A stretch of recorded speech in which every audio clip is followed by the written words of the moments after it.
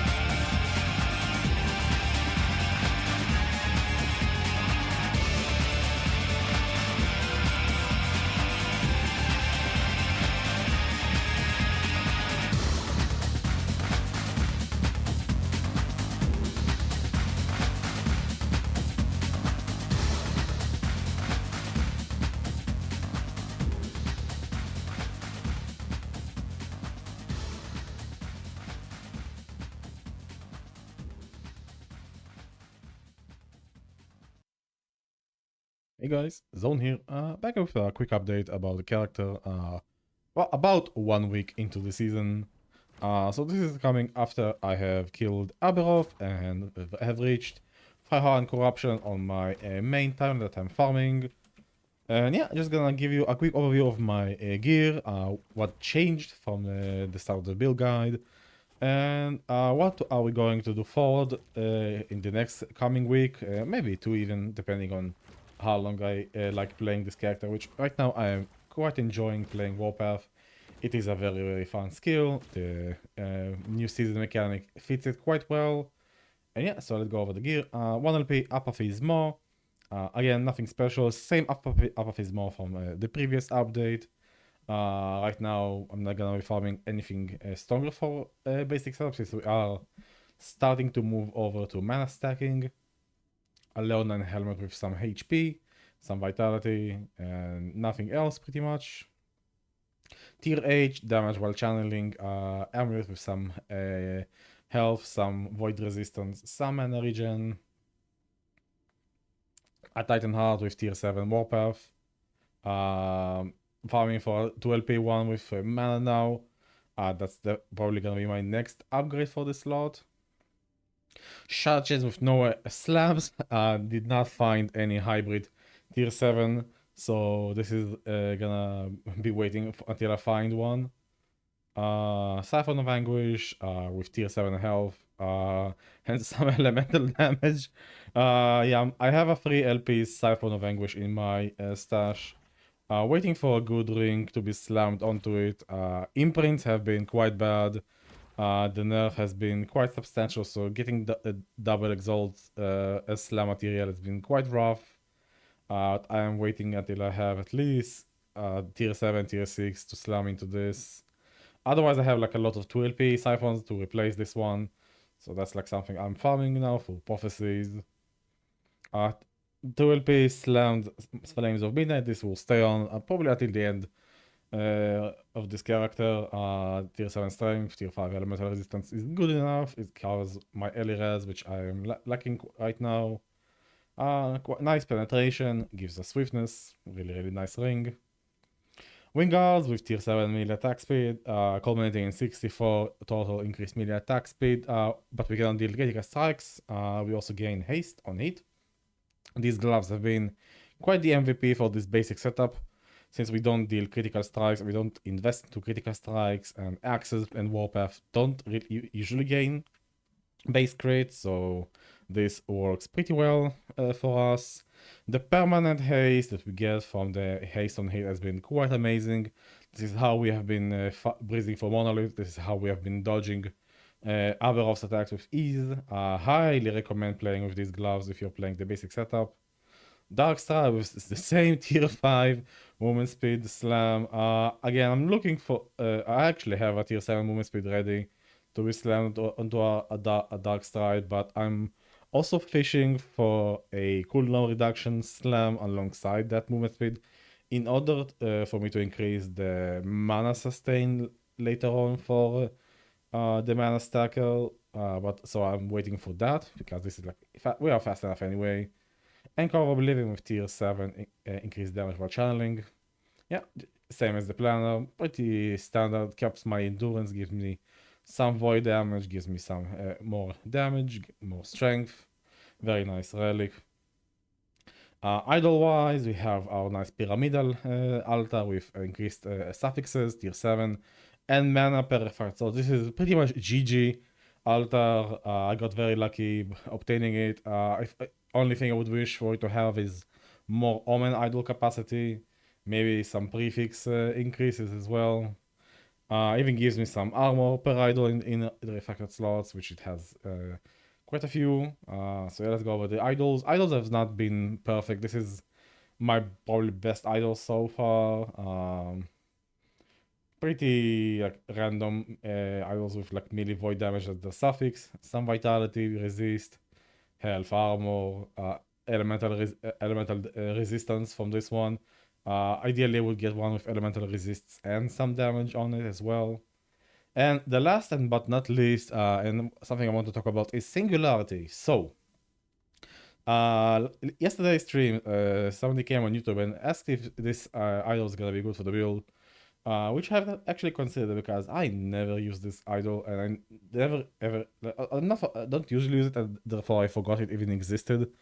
So Singularity is actually a very, very good idol for the build, and here's why. Singularity is a more multiplier in exchange of not dealing crits, but we already don't deal crits because of wing guards. So this is just essentially more hit damage multiplier. And the crazy part is, farming this idol is the simplest ever, because if we go into the planner real quick, we can see that the way you farm this idol is just by going into Star Gazer's collection one-shot cache. It will always drop one singularity per character you run through. So you essentially go throughout campaign as you would. You end up in Imperial Era. You go into, once you reach where is it, Titans Titans Canyon over here. Yeah, there will be a chest right above here in this spot. Let me just walk over it to it. So once you reach this area, you'll see a chest. I usually just ignore it since, you know, the random chest, but this chest here, the Star Gazers collection, it will always drop a singularity for your character. So you can actually obtain this very early in your character's life. So highly recommend getting this. Otherwise, Idle Prophecies from Circle of Fortune if you want a better roll. And yeah, that's pretty much for the current state of the character. So what are we doing forward? So if I go real quick to the end of time here.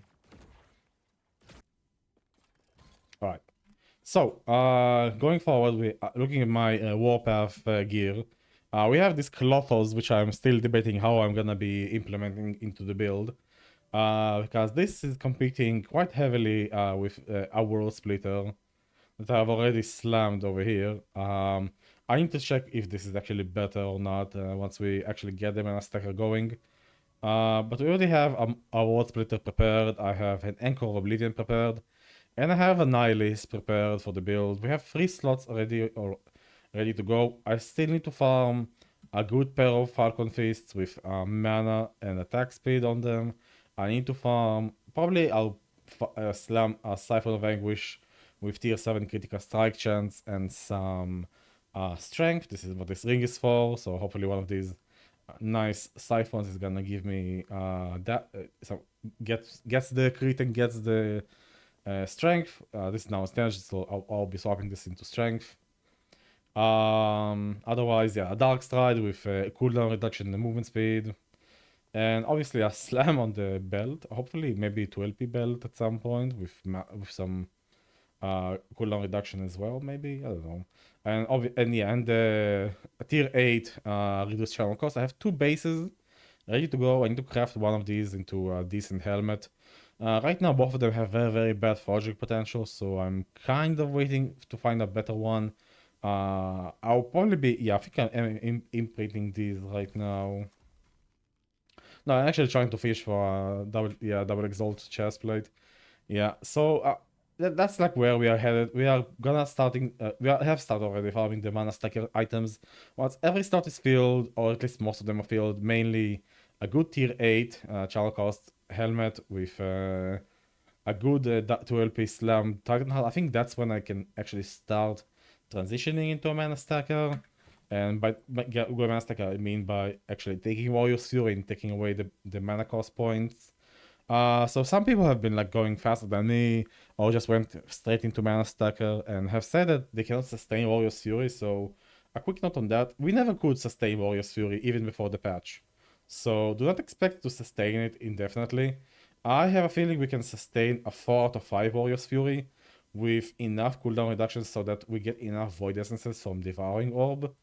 But I need to get to that point in order to experiment with it. So right now, if you are playing with 5 out of 5 points with Warrior's Fury and you cannot sustain, you have a lot of downtime, remove a point. You're still gonna do an insane amount of damage.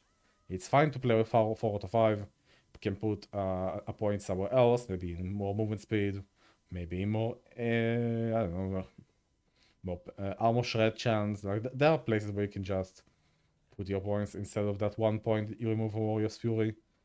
But yeah, this is it for this week. I'm probably gonna post a update once the mana stacker is up, so hopefully in the next coming couple of days, if we get good RNG with the farming session. And yeah, zone out. Build guide is in the description. Character planner in the description, character sheet, which updates as I go, is also gonna be in the description. Yeah. If you have enjoyed and the content and the build guide and the updates, please consider leaving a like and subscribing. And yeah, if you have any question, ask in the comments. I'll do my best to answer them. Have a good one. Cheers.